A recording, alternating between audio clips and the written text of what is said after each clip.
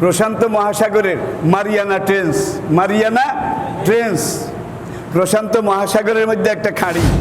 Lockdown যখন দিয়েছে, এই লকডাউনটা উঠাবার আগে কিন্তু একটা পরামর্শের দরকার ছিল। কি এই পরামর্শের মধ্যে আলেম ওলামা, জাতীয় পর্যায়ের কিছু আলেমও রাখা দরকার ছিল। এখন বিজ্ঞানীরা বলছে মানুষকে যদি টিকে থাকতে হয়, বেঁচে থাকতে হয়, তাহলে এই পৃথিবী নামক গ্রহ ছেড়ে অন্য কোনো গ্রহে চলে যেতে হবে।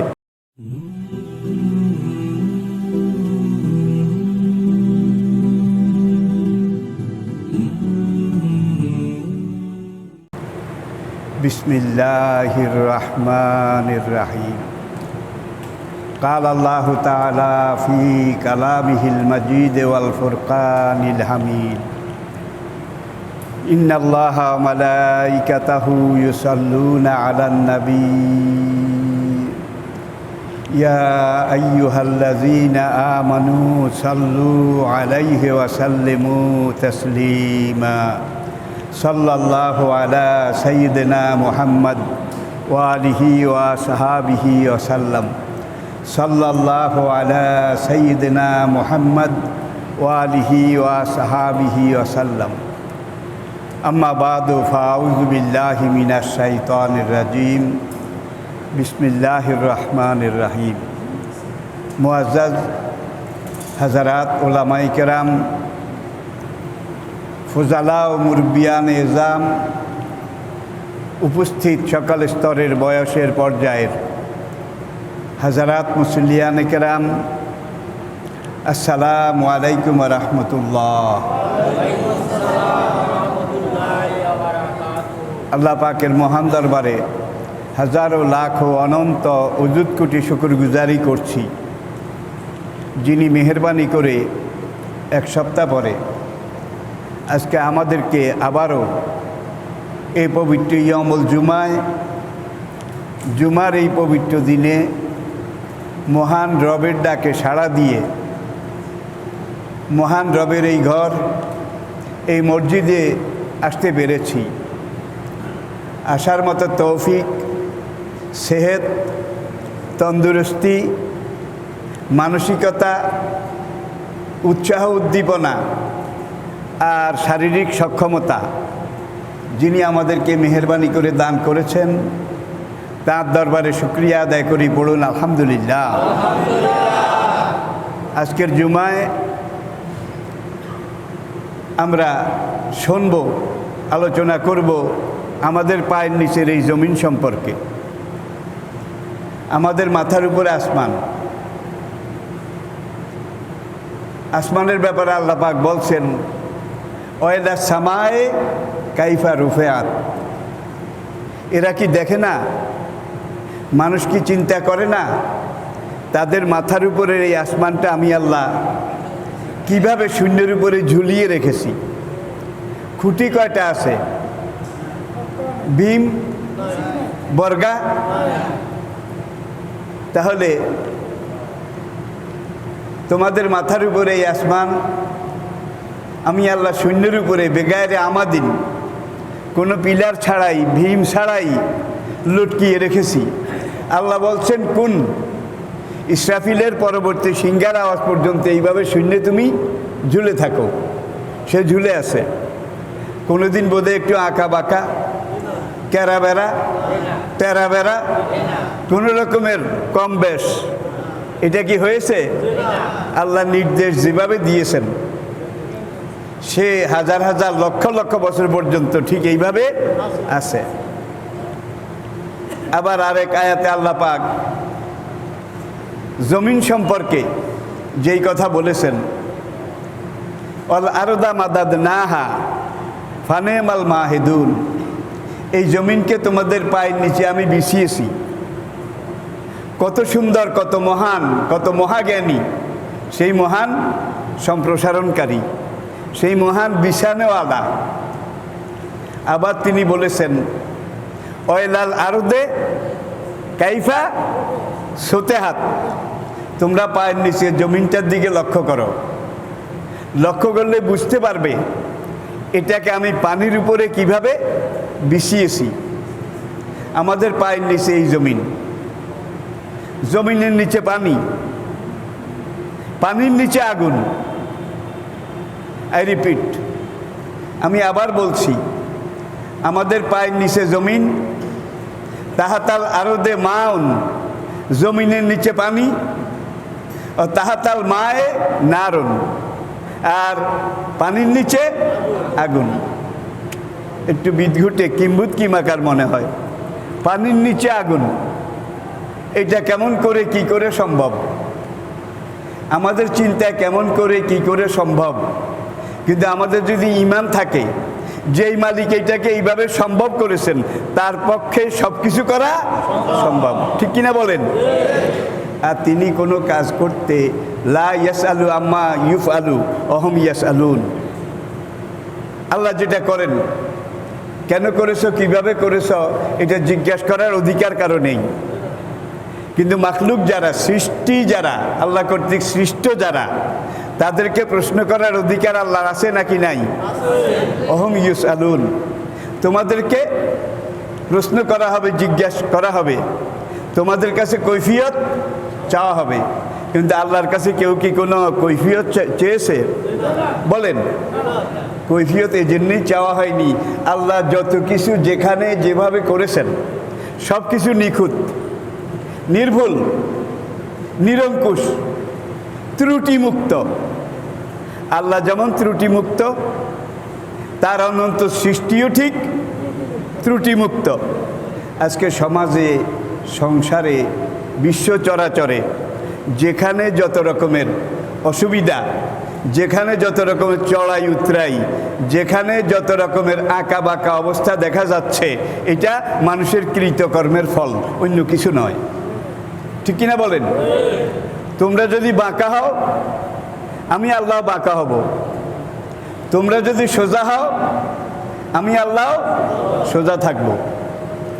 আর আল্লাহ যদি আল্লাহ না হতেন, বড়দের শাসন করতে হলে বড় মন লাগে নাকি? পুঁটি মাছের মন নিয়ে বড় দেশ শাসনও করা যায় না, চালানো যায় না, ঠিক কিনা বলেন? তিনি যত বড়, তার এই মাখলুক, এই জগৎ, এই বিশ্ব চরাচর অনেক বড়, অনেক বেশি। আসমানের কোনো রহস্য কুল কিনারা আজ পর্যন্ত বিজ্ঞানীরা করতে পারেনি। বোধহয় এটা শেষ খুঁজে পেয়েছে, কোনোদিন পাবে না। মহাশূন্য গবেষণা করে বিজ্ঞানীরা এই পর্যন্ত যা কিছু আবিষ্কার করেছে, যত কিছু আবিষ্কার করেছে, সব কিছু কিন্তু কোরআনের সাথে এসে মিলে যাচ্ছে। আমরা যখন ছাত্র ছিলাম তখন ভূগোলে পড়েছি যে সূর্য এক জায়গায় স্থির, পৃথিবী সূর্যের চারদিকে। এটা আপনারা কেউ পড়ছেন কিনা? বয়স্করা পড়ছে। আজকাল কিন্তু এটা আবার নাই। আবার বলছি, সূর্য এক জায়গায় স্থির রয়েছে, পৃথিবী সূর্যের চারিদিকে ঘুরছে। এই মতবাদ 250 বছর পর্যন্ত চালু ছিল পৃথিবীতে। কিন্তু কোরআন 1500 বছর আগে বলেছে, লা শামসু ইয়ামবাগি লাহা আন তুদরিকাল কামার ওয়ালাল লাইলু সাবিকুন নাহার কুল্লুন ফি ফালাকি ইয়াসবাহুন। চাঁদ, সূরজ, গ্রহ, তারা, অনন্ত মহাশূন্য জগতের যত গ্যালাক্সি, যত মিল্কি ওয়ে, যত রকমের গ্রহ নক্ষত্র আছে, সবগুলো আল্লাহর নির্দেশে ঘুরে বেড়াচ্ছে। আর ওদের ঘুরে বেড়াবার জন্যে প্রত্যেকের জন্য আল্লাহ একটা রুট পারমিট নির্ধারিত করে দিয়েছেন। এই তারা, তুমি এইভাবে ঘুরবে। আর তারা ঘুরে বোধহয় পিঁপড়ার মতো লক্ষ লক্ষ মাইল বেগে, লক্ষ লক্ষ মাইল বেগে। তাহলে এই তারকার সংখ্যা কত? মিল্কি ওয়ে, গ্যালাক্সি, বিজ্ঞানীরা পরীক্ষা নিরীক্ষা করে যা পেয়েছে যে মহাশূন্য জগতে কত লক্ষ লক্ষ কোটি গ্যালাক্সি আর ছায়াপথ মিল্কি ওয়ে আছে। দুনিয়া সৃষ্টির থেকে কিয়ামত পর্যন্ত এক একজন মানুষ যদি লক্ষ কোটি করে ভাগ করে নেয়, তাহলে বহু লক্ষ কোটি নেওয়ার বাকি থেকে যাবে। আমি কি বুঝাতে পেরেছি? এক একজন মানুষ লক্ষ কোটি করে ভাগ করে নিলেও আরো লক্ষ কোটি নেওয়ার বাকি থেকে যাবে।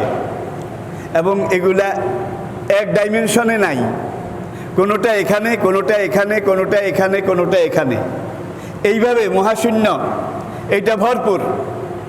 কোরআনের আরেক আয়াতে আল্লাহ পাক বলছেন, ও জাইয়ান্না সামা আর দুনিয়া বেমাসাবি, দুনিয়ার এই আসমানকে, মানে প্রথম আসমান, দুনিয়ার এই আসমানকে আমি অসংখ্য গ্রহ নক্ষত্র, চাঁদ শুরু এগুলো দিয়ে সুসজ্জিত করেছি।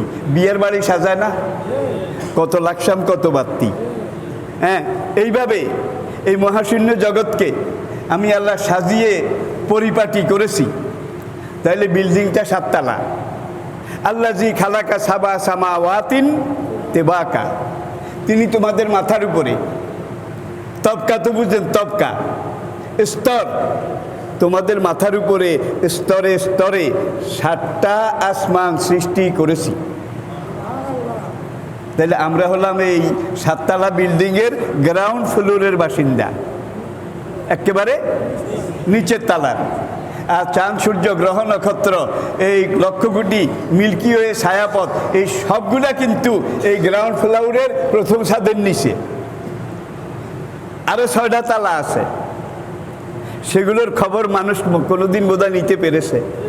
আরে এইটারই তো খবর, এইটা করতে গিয়ে পেতে গিয়েই তো তারা লাজবাব হয়ে যাচ্ছে, ঠিক কিনা বলেন? কিছুদিন থেকে আরেকটা খবর আসতেছে, যেটা আমি প্রায় 1 বছর আগে আপনাদেরকে বলেছিলাম। নাসার বিজ্ঞানীরা বলেছে, মহাশূন্য থেকে একটা গ্রহকণা, যেটা আলো শেষ হয়ে গেছে, পোড়া কয়লার মতো আলোহীন, সেটা পৃথিবীর দিকে ছুটে আসতেছে দ্রুত বেগে, এবং সেটা পৃথিবীতে পড়লে পুরা পৃথিবীটা মেসাকার হয়ে যাবে। যার জন্য নাসার বিজ্ঞানীরা বলেছে, সেই গ্রহখণ্ড এটা আসতেছে, সেটা আসলে দুনিয়া মেসাকার হয়ে যাবে। তাহলে কিয়ামত তো হবে, একভাবে তো হওয়া লাগবে। এইভাবে হলে ক্ষতি কি?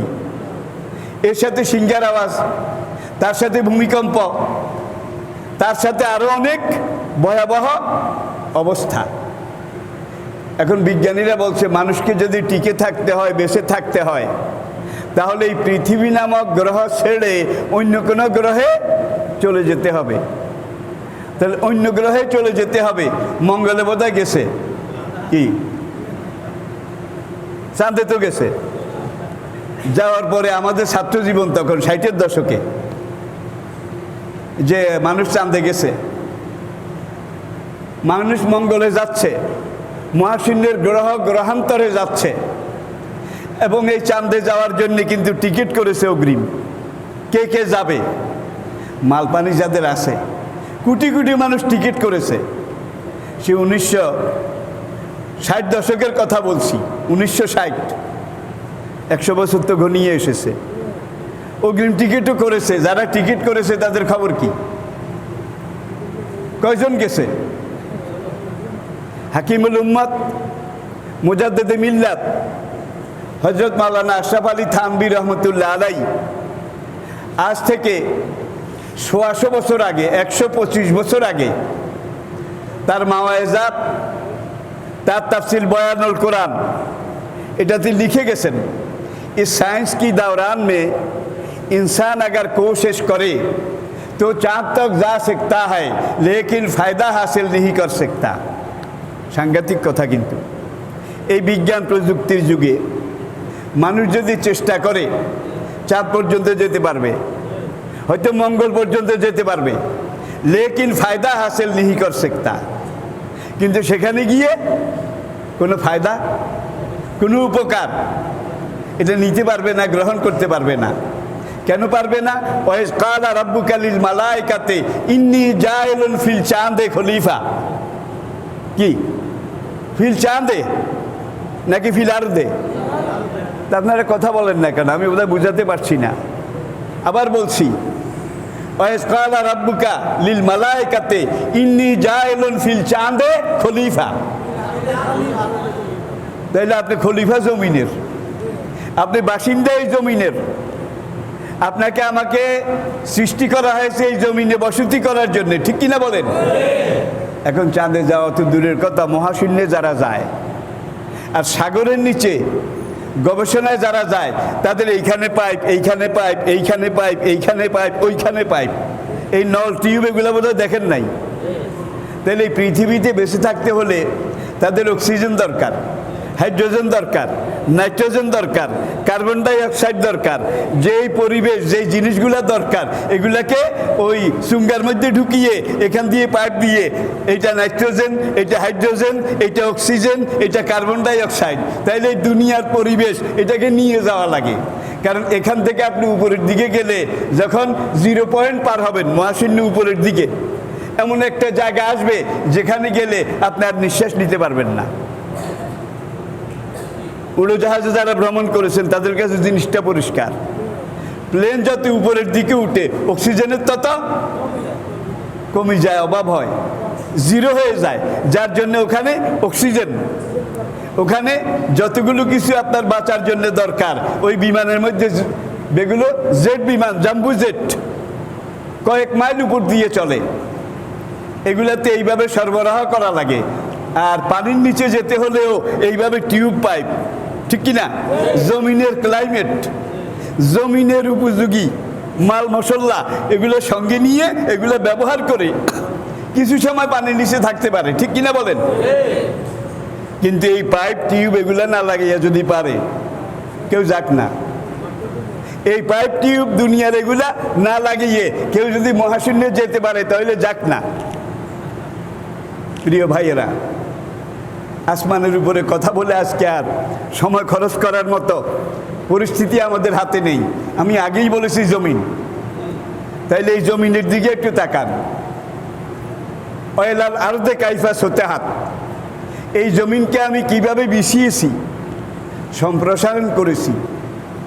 তোমাদের বিবেক যদি থাকে তাহলে জমিনের এই বিছানোর দিকে, অবস্থানের দিকে, সম্প্রসারণের দিকে একটু তাকাও, তাকিয়ে বিবেচনা করো যে আমি আল্লাহ পারি না এমন কিছু নাই, আর আমি আল্লাহ কদ্দুর পারি, আমার পারার ক্ষমতা কতটুকু।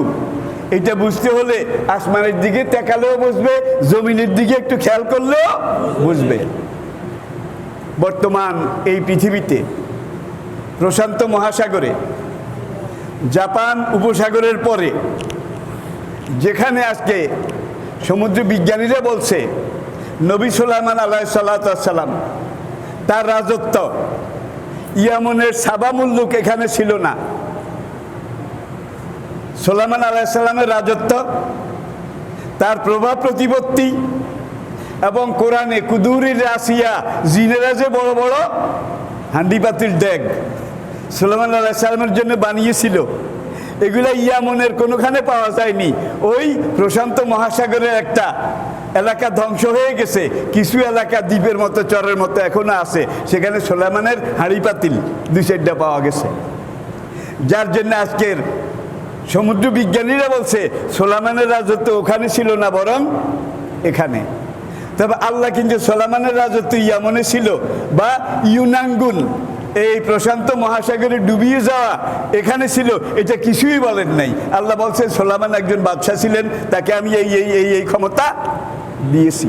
কিন্তু কোনখানে ছিল, পৃথিবীর কোন এলাকায় ছিল, এই ব্যাপারে কোরআন কিন্তু কিছুই বলেনি। তবে ছিল।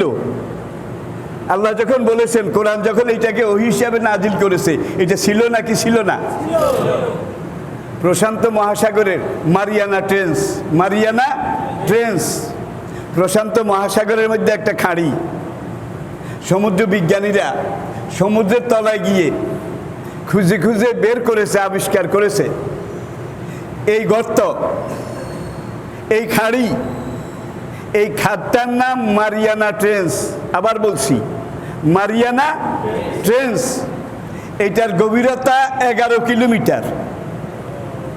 কত কিলোমিটার? 11 কিলোমিটার। আর জমিন, যেখানে পানি নেই, স্থলভাগ, রাশিয়া এবং সাইবেরিয়ার মাঝখানে 1970 সালে একদল ভূবিজ্ঞানী তারা একটা গর্ত খনন করেছে নিচের দিকে। 1970 সালে খনন করা শুরু করেছে। খনন করতে করতে তারা জমিনের প্রথম 11 কিলোমিটার নিচের দিকে, 11 কিলোমিটার এটা পেয়েছে মাটি, বালি, পানির কিছু অংশ। এটা 11 কিলোমিটার। এটার নাম হলো প্রথম স্তর। 11 কিলোমিটারের পরে তারা আবার নিচের দিকে খনন করেছে। করার পরে দেখেছে এখানে মাটি বেশি নাই, আছে বড় বড় পাথর, গ্রানাইট পাথর। যেই পাথর উত্তাপে গরম হয় না। আর এক ধরনের লোহা, পাথর এবং লোহা ঢালাই করা। এটা হলো জমিনের দ্বিতীয় স্তর।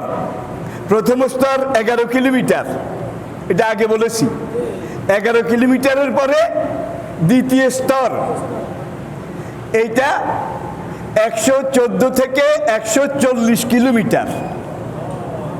114 থেকে 140 কিলোমিটার তারা এইটাও খনন করেছে। খনন করে করে এটা শেষ পর্যায়ে গিয়েছে। যাওয়ার পরে থার্ড ডাইমেনশন, তৃতীয় যে স্তরটা পেয়েছে, এইটার এমন এক পাথর, যেই পাথর তাপে গরম হয় না।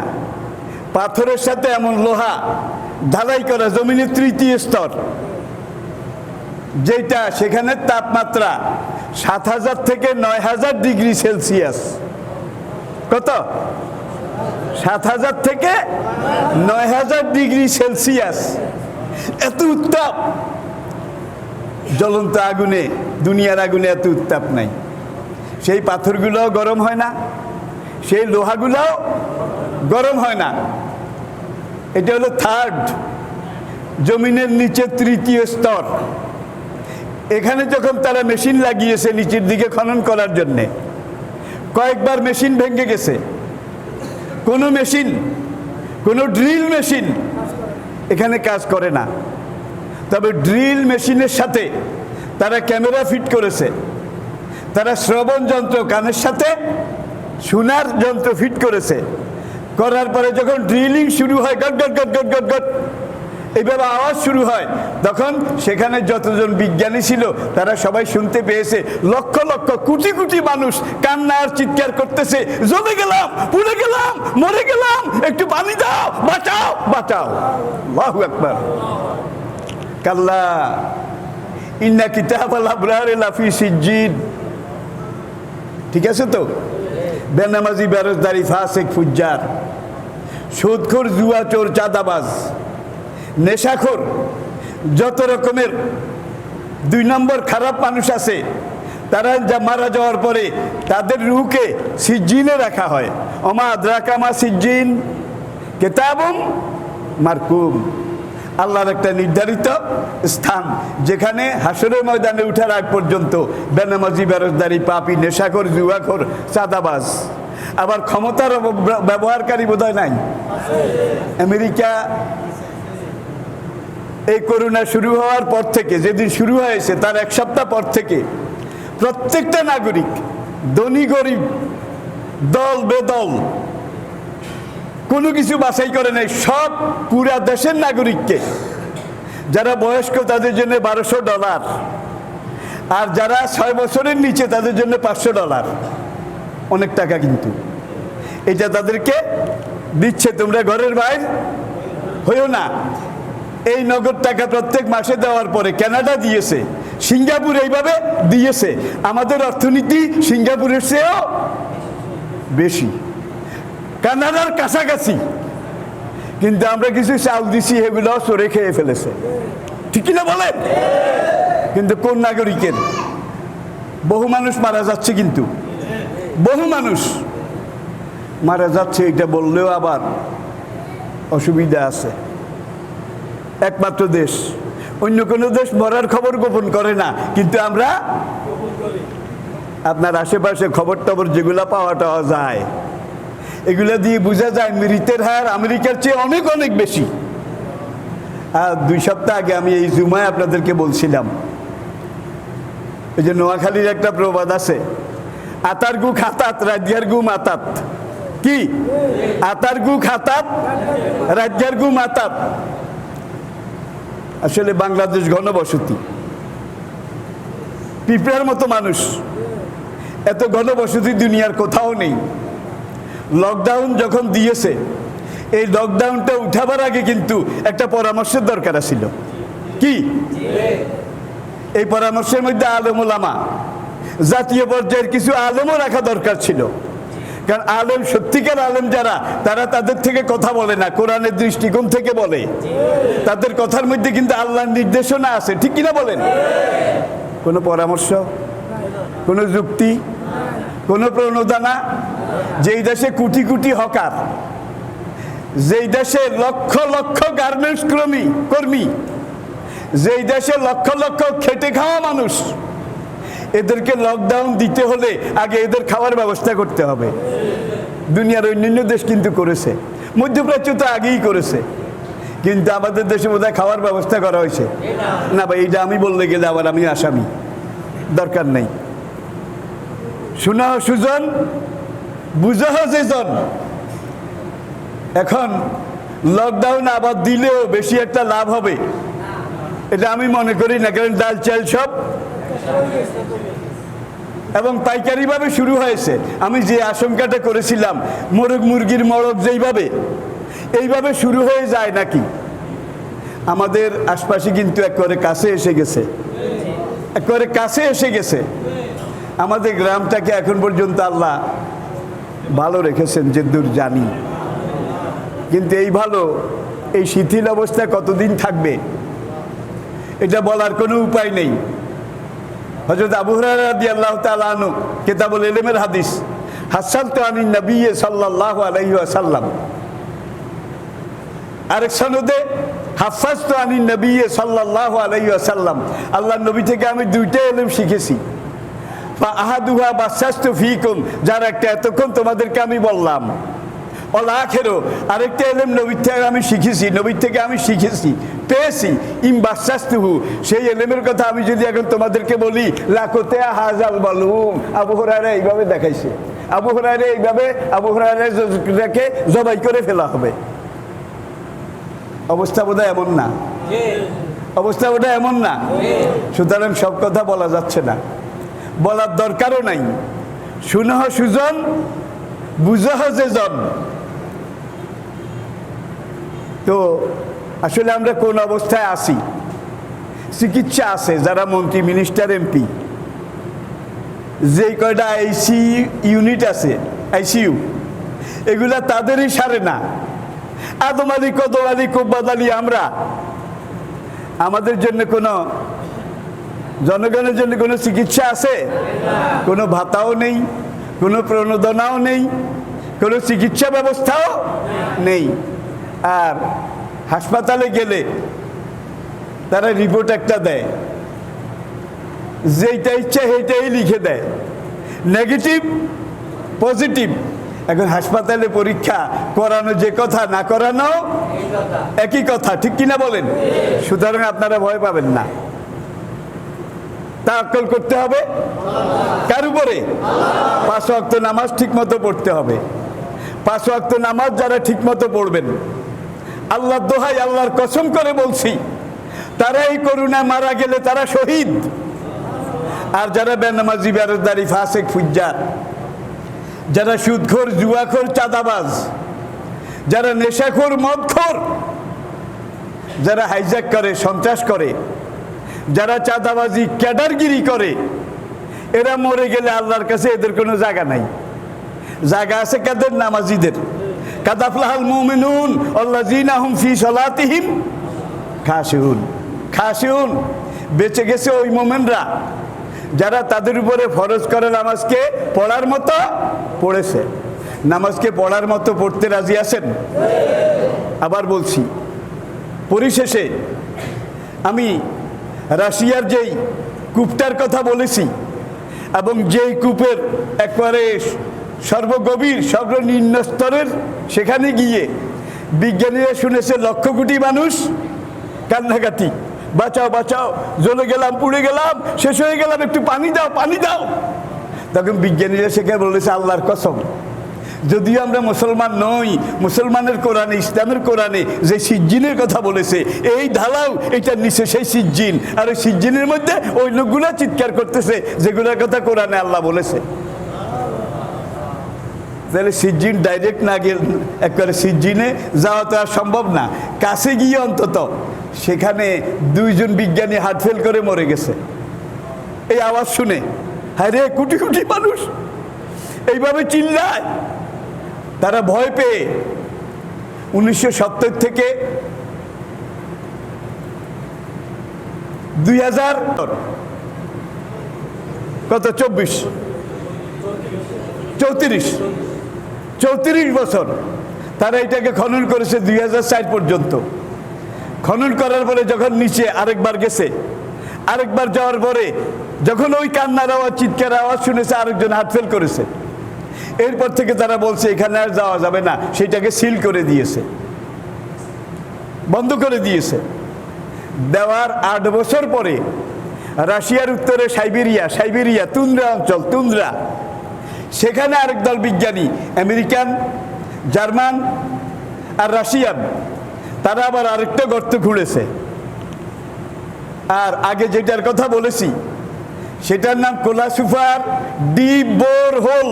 Repeat, Kola superdeep borehole, স্থলভাগের সবচেয়ে মানুষের তৈরি গভীর গর্ত।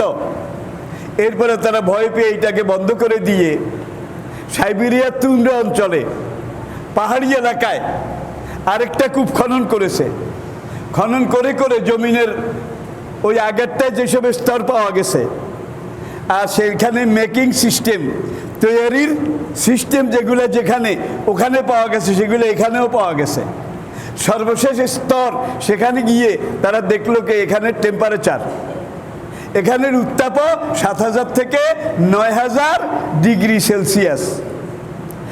সর্বশেষ নিচে গিয়ে তারা যে লেয়ারটা পেল সেটা গ্রানাইট পাথর এবং এক ধরনের এমন লোহা দিয়ে ঢালাই করে বানানো যেটা 9000 ডিগ্রি সেলসিয়াস তাপেও গরম হয় না।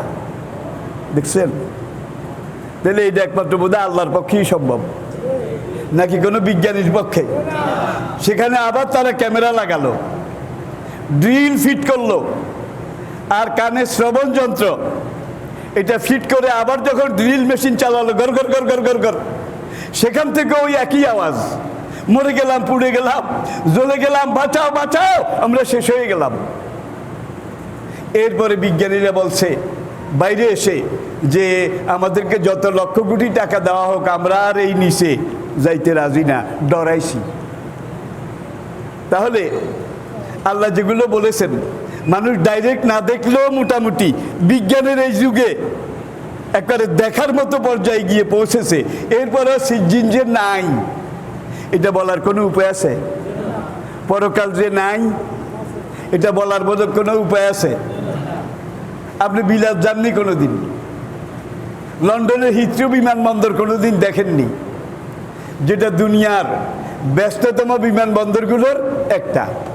প্রতি মিনিটে 9খানা বিমান উঠানামা করে, 9 খান মিনিটে, প্রজাপতির মতো।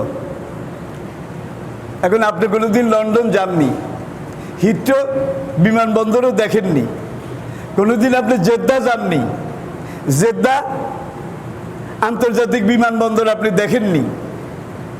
এখন আপনি বলেন যে হিথ্রো বিমানবন্দর বলতে কিছু আছে, এটা আমি দেখি নাই, সুতরাং হিথ্রো বিমানবন্দর আছে, এটা আমি স্বীকার করি না। এর মতো বব্বর কি আল্লাহর দুনিয়া আরেকটা আছে? তুমি দেখো না এই জন্য হিথ্রো বিমানবন্দর নাই, কি তুমি দেখো নি এই জন্য জেদ্দা আন্তর্জাতিক বিমানবন্দর নাই নাকি?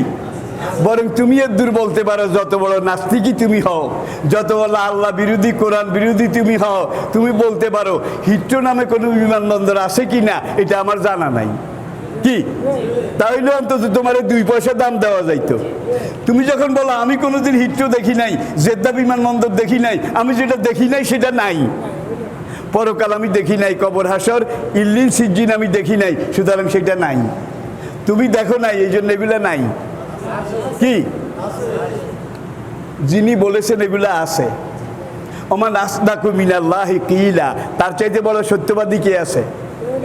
আল্লাহর চেয়ে বড় সত্যবাদী কে আছে? আল্লাহ নবীর কাছে পাঠিয়েছেন এই পুরা কোরআন, আর এই কোরআনে পাকের ব্যাখ্যা আল্লাহ নবী হাদিস হিসাবে আমাদের কাছে পেশ করেছেন, ঠিক কিনা বলেন? আর বিদায় হজ, এটা আপনারা জানেন আল্লাহ নবীর জীবনের শেষ হজ আরাফাত ময়দানে জাবালে রহমতের পাদদেশে দাঁড়িয়ে আল্লাহ নবী সাহাবাদের সামনে, দুনিয়ার মানুষের সামনে যেই ভাষণ দিয়েছিলেন, বিদায় হজের ভাষণ, যেটা দুনিয়ার ইতিহাসে এখনো স্বীকার করে অলিখিত মানবাধিকারের সনদ, সবচেয়ে বড় সনদ। বিদায় হজ্জে আল্লাহ নবী জাতীয় আন্তর্জাতিক মানবাধিকার যেইভাবে ঘোষণা করেছেন, জাতিসংঘ আমরা দেখলাম, লিগ অব নেশন দেখলাম, ঠিক কিনা বলেন? আমরা সার্ক দেখলাম, এইটা দেখলাম, সেইটা দেখলাম, কিন্তু কোনো কোনোতে মানবাধিকারের কিছু কথা আছে, বাস্তবে কোনো কিছুর সাথে কোনো কিছুর মিল নাই, ঠিক কিনা বলেন? মদিনা সনদের দিকে তাকান, আর আল্লাহর নবীর জীবনের সবচেয়ে দীর্ঘ যে সময় নবী ওয়াজ করেছেন, বক্তব্য রেখেছেন 27 মিনিট। কত? এটা হলো বিদায় হজ্জের ভাষণ। এইটাই নবীজির জীবনের সবচেয়ে লম্বা ভাষণ, যেখানে নবী বলছেন এই কথাগুলো তোমাদেরকে বলে দিলাম। সেখানে সাহাবার উপস্থিতি ছিল মুসনাদে আহমদের বর্ণনা অনুযায়ী 1,24,000, আর বালাজুরির বর্ণনা অনুযায়ী 1,40,000। আজ থেকে 1,500 বছর আগে একটা মাহফিলে 1,40,000 মানুষ হওয়া, কি মনে করেন? এটা তো বড়। আর বাংলাদেশে এক একটা মাহফিলে 10 লাখ 15 লাখ করে মানুষ যখন এক একটা মাহফিলে হওয়া শুরু করেছে, একদল মানুষ ডরাইছে, খাইছে রে খাইছে। মানুষ যেইভাবে এইদিকে যাচ্ছে, যুবকরা যাচ্ছে, তরুণরা যাচ্ছে, আমাদের দলের লোকেরাও যাচ্ছে, এই মাহফিল যদি আর বেশি দিন করতে দেওয়া হয় তাহলে আমাদের গণেশ উল্টে যাবে। এই জন্য মিজানুর রহমান আজহারিকে কি নবী ভাষণ শেষে যেই কথাটা বলেছেন সেটা বলে আমি শেষ করছি। ফালিউবাল্লিগি শাহিদুল গায়েব, হে আমার ভাইয়েরা, হে আমার সাহাবারা, যেই কথাগুলো আমি বললাম, যারা উপস্থিত নেই, কিয়ামত পর্যন্ত অনুপস্থিত লোকদেরকে এই কথাগুলা বলে যাওয়া, এই কথাগুলো জানিয়ে দেওয়া তোমাদের উপরে আমি দায়িত্ব রেখে গেলাম। তাহলে নবী দায়িত্ব রেখে গেছে, যারা উপস্থিত নেই তাদেরকে এই কথাগুলো পৌঁছাই দিতে হবে। এবং এটা নবীর জীবনের সবচেয়ে উল্লেখযোগ্য ভাষণের শেষ কথা। এই জন্যে মুসলমান হিসেবে আপনার আমার সবার উপরে ফরজ, আমি যেটা জানি সেটা অন্যকে, নাকি আমি যেটা শিখেছি সেটা অন্যকে শিখাতে হবে, আমি যেটা জেনেছি সেটার দাওয়াত অন্যকে দিতে হবে। মক্কার জমিনটা কত কঠিন, বেলালকে বেঁধে রেখেছে, হাত পায়ে প্যারাক দিয়ে রেখেছে, ঠিক কিনা বলেন? আম্মার ইবনে ইয়াসিরকে পা উপরের দিকে দিয়ে গাছের সাথে লটকিয়ে রাখা হয়েছে, শরীরে আগুন দিয়ে সেক দেওয়া হচ্ছে, লোহা গরম করে স্যাঁত স্যাঁত করে লাগানো হচ্ছে, এইভাবে নির্যাতন করা হচ্ছে। তারপরও বেলাল বলে আহাদুন আহাদুন আহাদুন আহাদুন, আমি এক আল্লাহ ছাড়া কাউকে জানি না, আমি এক আল্লাহ ছাড়া কাউকে মানি না, আমি এক আল্লাহ ছাড়া কাউকে চিনি না, মুহাম্মদ সাল্লাল্লাহু আলাইহি ওয়াসাল্লাম আমার নেতা, মুহাম্মদ সাল্লাল্লাহু আলাইহি ওয়াসাল্লাম আমার পথ প্রদর্শক। আম্মার রাদিয়াল্লাহু তাআলা আনহু গাছে লটকিয়ে রাখা হয়েছে, আগুনের শেখা দেওয়া হচ্ছে, পিটানো হচ্ছে। এই অবস্থাতেও বলছেন যে আমাকে মারো, যত কিছু করো, আমি এই কথা সাক্ষ্য দিতেছি আল্লাহ ছাড়া কোনো ইলাহ নেই। আমি কোনো আবু জাহেলকে মানি না, উতবা ওয়ালিদ, কোনো কাফেরকে মানি না, আমি একমাত্র আল্লাহকে মালিক হিসাবে জানি, আর মুহাম্মদ সাল্লাল্লাহু আলাইহি ওয়াসাল্লামকে নেতা হিসাবে স্বীকার করি। লা ইলাহা ইল্লাল্লাহু মুহাম্মাদুর রাসূলুল্লাহ। এটা হলো ইসলামের দাওয়াত, মৌলিক দাওয়াত। এই দাওয়াত দেওয়া আপনার আমার প্রত্যেক মানুষ, প্রত্যেক মুসলমানের উপরে ফরজ, ঠিক কিনা বলেন? মান আমেলা সালেহান মিন যাকারিউ আও উনসা, চাই পুরুষ হোক চাই মহিলা হোক, ফালিউবাল্লিগি শাহিদুল গায়েব, যারা আজকে এখানে উপস্থিত নেই, কিয়ামত পর্যন্ত যারা আসবে তাদের কাছে আমার এই কথাগুলা পৌঁছে দেওয়ার দায়িত্ব তোমাদেরকে দিয়ে গেলাম। এই দায়িত্ব কি আমরা পালন করি? বলেন। যেই দেশে আল্লাহ দ্বীনের দাওয়াত, একামতে দ্বীনের দাওয়াত, সাইলে একামতে দ্বীনের কাজ চলে, সেই দেশের জন্য আল্লাহ সব রকমের আসমানি জমিনি গজব হারাম করে দেয়। তাইলে এখন আল্লাহর গজব হারাম হওয়ার মতো কোনো কাজ আমাদের দেশে আছে? যেমন আছে। এখন কেউ যদি একদল লোক এক জায়গায় একত্রিত হয়, কোরআনের তাফসীর করে, কোরআন বুঝায়, পুলিশ গিয়ে বলে এরা জঙ্গিবাদ পরিকল্পনা করার জন্যে এখানে বসেছে, অ্যারেস্ট করে সব, কি এরকম ঘটনা বোধহয় নাই? হাজার হাজার লাখ লাখ। আর যেখানে পাপিয়ার নাচের ড্যান্সের এখানে হাজার হাজার মানুষ, যেখানে আরেক নাট্যকারের ওখানে লাখ লাখ মানুষ, এগুলো সব জায়েজ। ক্যাসিনোর মধ্যে নর নারী জেনা করে, ব্যভিচার করে, মদ খায়, সেখানে কোনো বাধা নাই। কিন্তু কোরআনের কথা এটা বলার জন্য একত্র হইলে এরা নাশকতার পরিকল্পনা করে। ঠিক কিনা বলেন? আমরা কোথায় আসি? নিজের বুকে হাত দেন, নিজকে জিজ্ঞাসা করেন। আল্লাহর কসম করে বলছি, আমার ইমানের কসম, হাসরের দিন কোনো ওজোর খাই করে বাসা যাবে না। অন্তত যে দূর জানেন, একটা কালেমাও যদি জানেন, বাল্লেগু আন্নি হলাও আয়া, কোরআনে একটা আয়াতও যদি জানেন, এটা নিজে জানবেন, মানবেন, আমল করবেন, আর ডাইনি বামে যারা আছে তাদেরকে এটা দাওয়াত দিবেন। রাজি আছেন? রাজি আছেন? দাওয়াতে দিনের এই গুরু দায়িত্ব আল্লাহ আমাদেরকে দিয়েছেন, নবী আমাদের উপরে রেখে গেছেন। সেই দায়িত্ব যদি আমরা এখনো পালন করা শুরু করি, আল্লাহর রহমতে করোনা ভাইরাস আমাদেরকে ধরবে না। বলবেন যে করোনা ভাইরাসে তো কিছু আলেমও মারা যাচ্ছে, কি কিছু একামতে দ্বীনের কর্মীও। আচ্ছা, খেরের হারা একটা শুকনা, সব খড় শুকনা, আগুন পেলেই ধরবে। এটার ভিতরে দুই চার কান কাঁচা নাড়ার ডোগা, কাঁচা, এগুলো জ্বলার মতো এখনো হয় নাই। এখন শুকনাগুলাকে আগুন দিলে ওই কাঁচাগুলা বোধহয় থাকবে। তাহলে এবার আল্লাহ কিন্তু গজবের আগুন দিছে। এইবার শুকনাগুলোও জ্বলবে।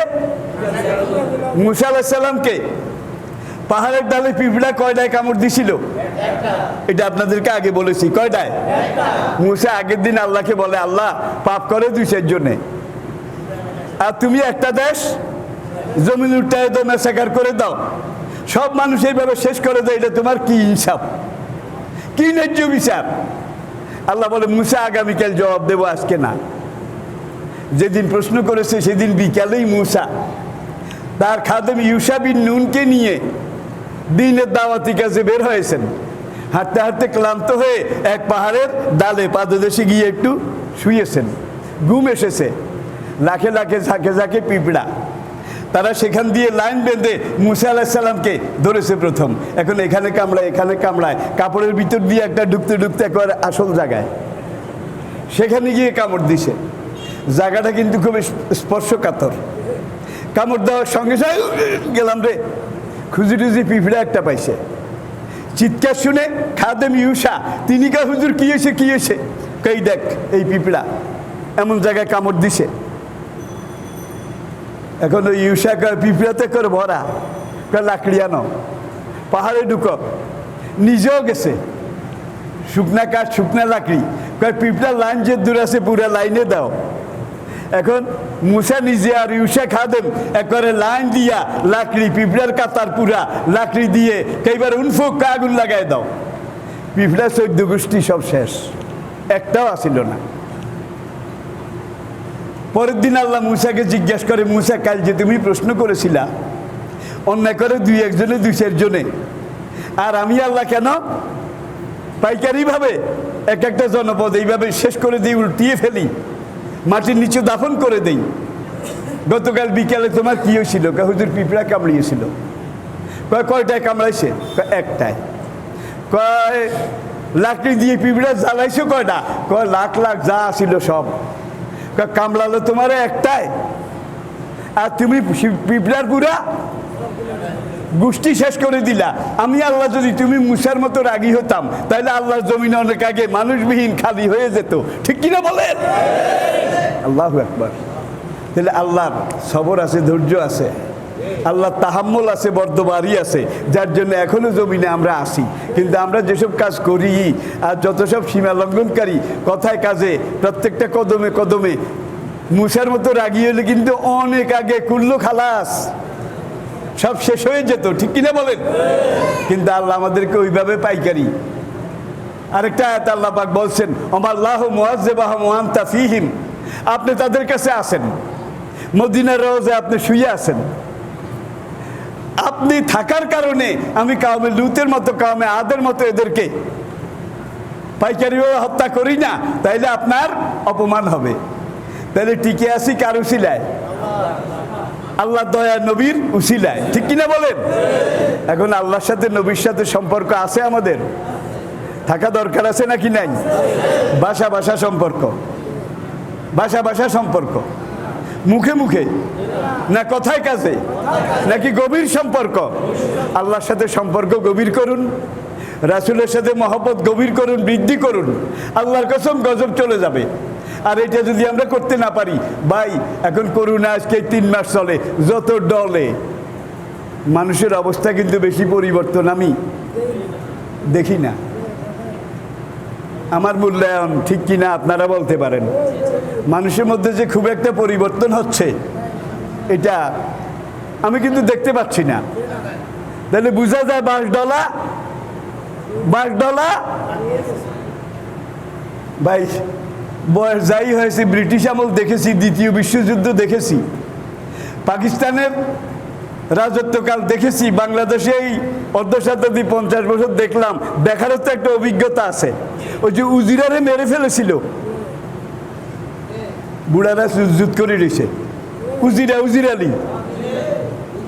এই মারার মধ্যে কয়েকজন আসিল, তার মধ্যে নেতা আসিল খোল্লা, এই বাড়ির খোল্লা।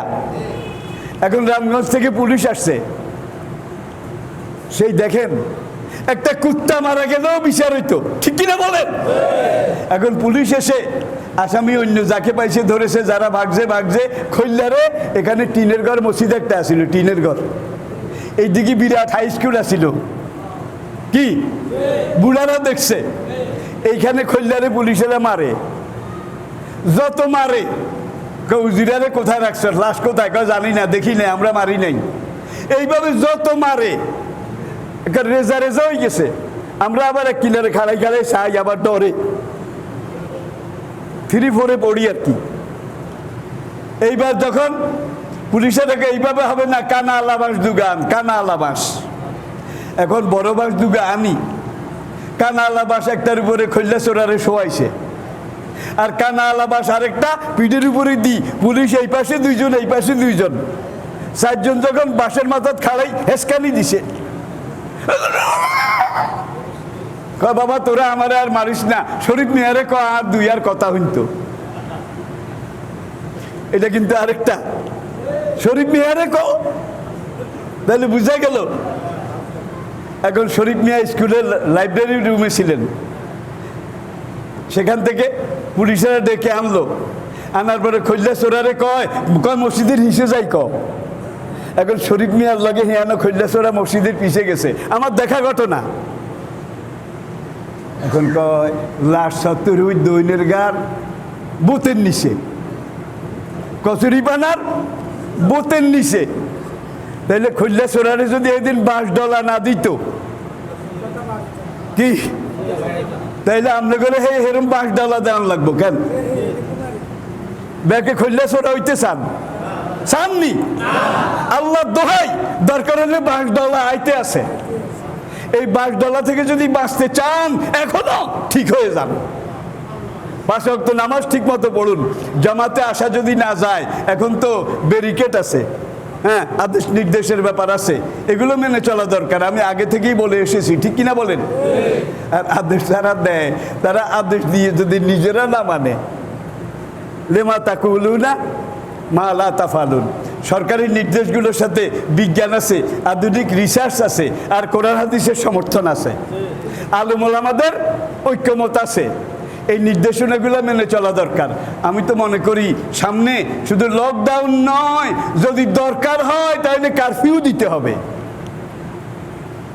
কারণ মানুষের থেকে মানুষকে দূরে রাখতে না পারলে এই বিমার কমবে না। আর আমরা তো আগে যাওয়ে, দুনিয়ার অনেক দেশ, মধ্যপ্রাচ্যের সবগুলো দেশ দিনের পর দিন, মাসের পর মাস কারফিউ। তবে তারা কারফিউ দিতে পেরেছে, যারা ঘরে বন্দি তাদের খাওয়ার ব্যবস্থা করেছে। কি আমাদের এখানে কারফিউ দিলে খাওয়ার ব্যবস্থা কেন? সিঙ্গাপুরের চাইতেও আপনারা ধনী, আপনাদের অর্থনীতি কানাডার কাছাকাছি। তাইলে 18 কোটি মানুষের 2-4 বছর খাওয়ানো যাইতে পারে। আল্লাহ পাক আমাদেরকে বুঝার তৌফিক দান করুন। আমা আলাইনা ইল্লাল বালাগ ওয়া আখির দাওয়ানা আনিল হামদুলিল্লাহি রাব্বিল আলামিন। আল্লাহ ছাড়া নেই যে মাবুদ সৃষ্টিকুলের মাঝে, চিরজীবী তিনি সবার ধারক যেন তাজে। আল্লাহ ছাড়া নেই যে মাবুদ।